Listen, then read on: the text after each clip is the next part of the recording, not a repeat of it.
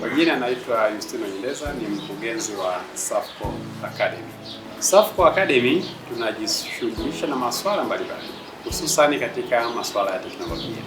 Lakini katika teknolojia tumejikita zaidi katika nyanja kuu mbili. Moja ni kutoa mafunzo na nyanja nyingine ni kutoa suluhisho mbalimbali kwa changamoto ambazo zinawakumba watu mbalimbali au makampuni mbalimbali. Na tuliamua kujikita kwenye mifumo au kutafuta suluhisho mbalimbali kwenye mifumo kwa sababu ya changamoto ambazo zimekuwa zikiwakumba watu wengi pamoja na makampuni mbalimbali. Hali kadhalika watu unaweza tukafahamu kwamba mifumo mingi ambayo imekuwa ikitumika ni ile ambayo inatokea nje ya nchi. Watu wamekuwa wakitumia mifumo migumu, wametumia pengine kama ni QuickBook, Tally. Ni mifumo ambayo kuna muda yule mtumiaji anaweza kahitaji aweze kufanyiwa kitu kingine, tunaita ni customization. Lakini kwa sababu unakuta anayemiliki hizo source code hayuko hapa nchini, inakuwa ni vigumu sana kufanya ule mfumo uendane na shughuli unazozifanya wewe. Kwa hiyo sisi tukaona sasa hiyo ni changamoto kwa makampuni mengi ya Kitanzania, tukaamua kujikita kutoa suluhisho za namna hiyo kwenye upande wa mifumo, ambapo tunatengeneza suluhisho mbalimbali katika nyanja mbalimbali na tunatengeneza mfumo ambao unakuwa unaendana na shughuli za mteja. Kwa hiyo tunaangalia, tuna design mfumo wetu. Tunapokuwa tunamuuzia mteja, ni lazima kwanza tukae naye, tunaongea naye na yeye anaelezea the way anavyo operate. Tukishaelewa ile business process kwa ujumla, tunajua ni namna gani tunaenda kufanya hiyo customization ya mfumo wetu ili uweze kuendana na mahitaji yake. Kwa hiyo nadhani umeweza kupata jibu kwenye kwa nini tuliamua kujikita kwenye suluhisho la kiteknolojia, hususan kwenye mifumo pamoja na masuala pia ya training mbalimbali. Kwenye training ambacho huwa tunadili nacho zaidi ni kutoa mafunzo.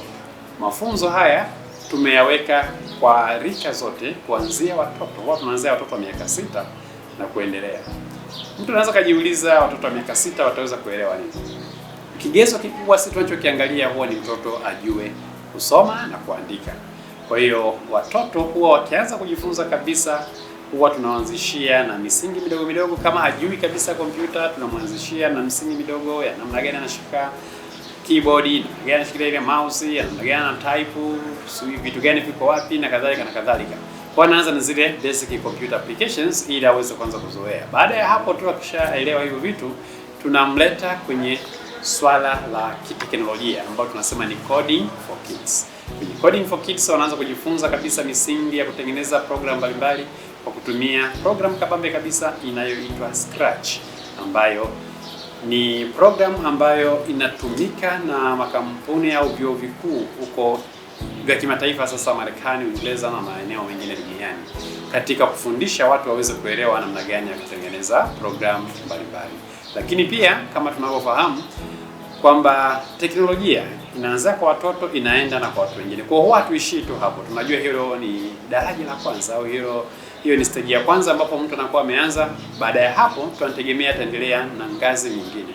Kwa hiyo tuna mafunzo mbalimbali, huwa tunakitoka hapo tunaenda kwenye lugha za kutengeneza muonekano wa nje wa mifumo ambazo huwa tunaziita ni HTML na CSS pamoja na nyingine inaitwa JavaScript. Tukitoka hapo huwa tunawapeleka kwenye masuala ya database waweze kuelewa database ni nini, lakini pia tunawaonyesha namna gani unaweza kaunganisha database kwenye server huko kwa kutumia zile tunaziita ni server side language, ambapo mara nyingi tumejikita na PHP pamoja na Python.